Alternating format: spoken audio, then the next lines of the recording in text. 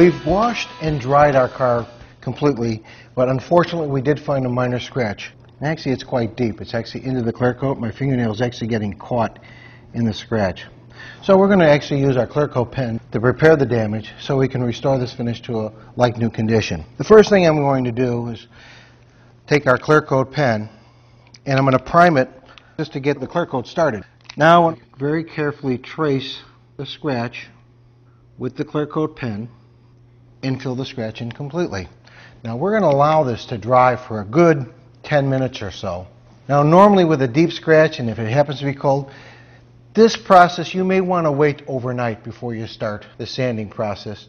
Now the problem is once you fill this in, the scratch is almost nearly invisible. So before you do any other treatment of the damage area, we want to mask off 1 inch above and 1 inch below the damage area, just about like that. That's perfect. We start by lubricating the surface and start with our sanding pads. Now these are all color-coded and numbered, so they're very easy to use. This one I'm going to start with pad number 2 because it really isn't that abrasive. And I would use pad number 1 if I was actually using touch-up paint. So I'm going to lubricate my pad number 2, and I'm using the tape as a guide to guide my sanding action here. Next step is to go to pad number 3. Now this pad is less abrasive than the previous pad. This is about 3600 grit wet sand, which is very fine. Again, I'm going to follow the very light rubbing. Finally, I'm going to go to our pad number 4.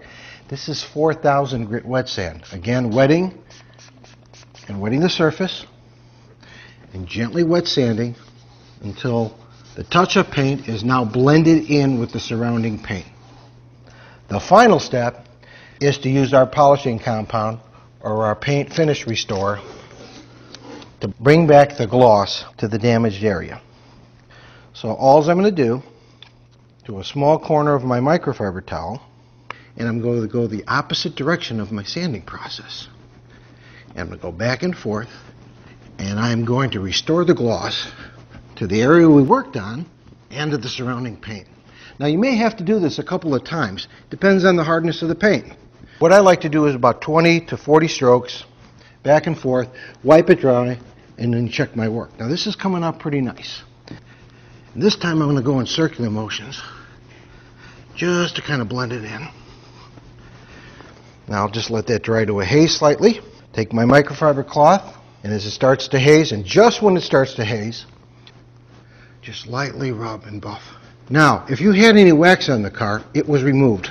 So this is a good time to re-wax this area. You're done. You've been waxing and chatting with Mike and Mike, and we're out of here.